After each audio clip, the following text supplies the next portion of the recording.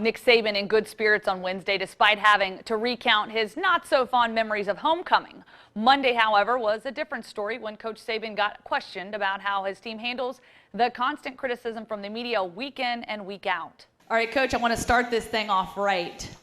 Now, you played defensive back at Kent State in college. Right. Now, if you could play college football this day and age, go out and play on that football field on Saturday, and you were your own creator, you got to pick your physique, your skill set, what position would you want to play and why? Quarterback.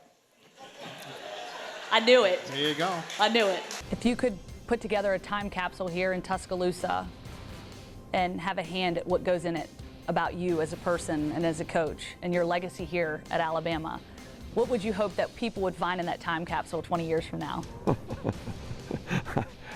Oh, boy. When you look at the bragging rights that you get out of this game, like you said, the expectations for Auburn aren't there.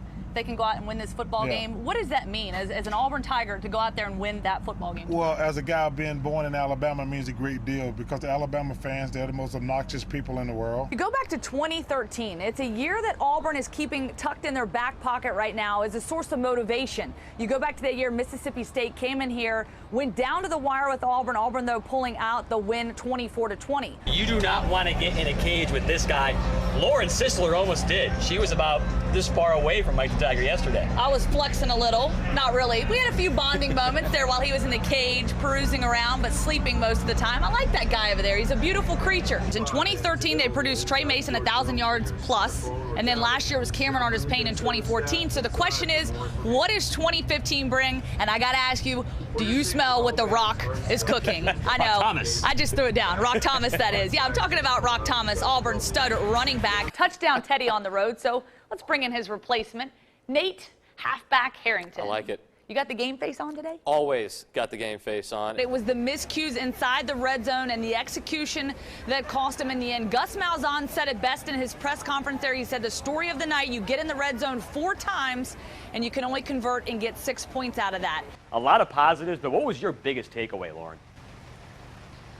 Well, Chris, you look at the way this season started out in September, so much uncertainty at the quarterback position, not exactly where Alabama wanted to be. Jacob Coker got the starting job, and then 2 weeks ago against Ole Miss, they went with Cooper Bateman, something a lot of people were surprised about.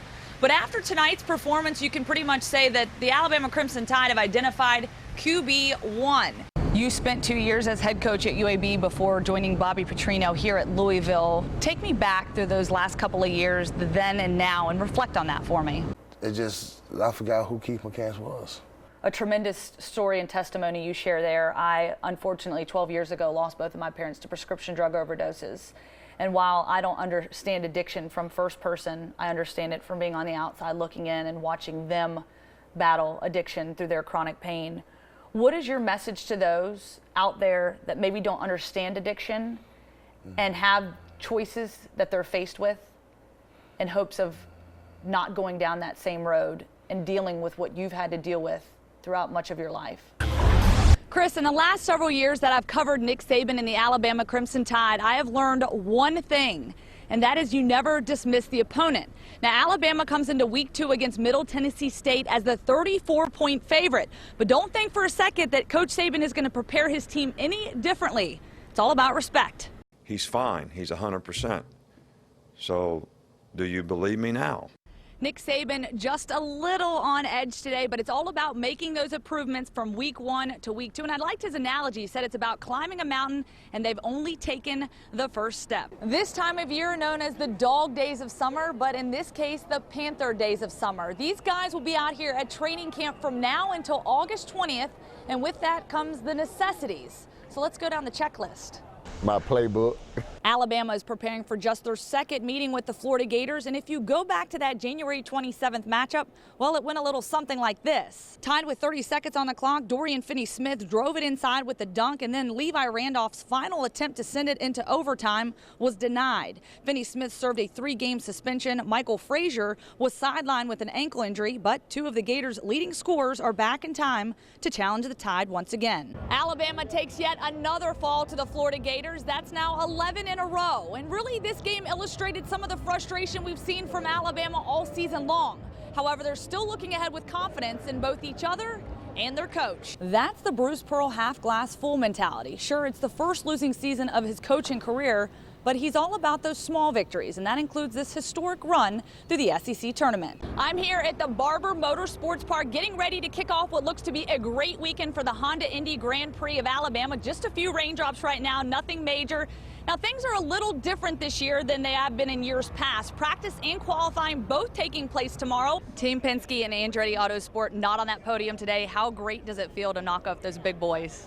Danica Patrick might not be a good fit for Survivor, but she does hope she survives the big one, which is almost a guarantee here at this track. 29 years ago, this happened. A drunken fan by the name of Darren Charles Crowder got his few minutes of fame and probably some jail time for stealing the pace car. He does a victory lap only to be barricaded and pulled out of the car by security. And then you have to ask the question, Landon, was it worth it? Absolutely. I don't think so. You think so? Oh gosh, yes. Okay, what's the craziest thing you've seen out here at Talladega? Dale Earnhardt Jr. holds the track record for most consecutive wins here at Talladega. But it has been more than a decade ago that he won here at this track, and he was determined today to learn from last year's mistakes, stay up front at all costs, and the payoff in the end was a trip here to Victory Lane.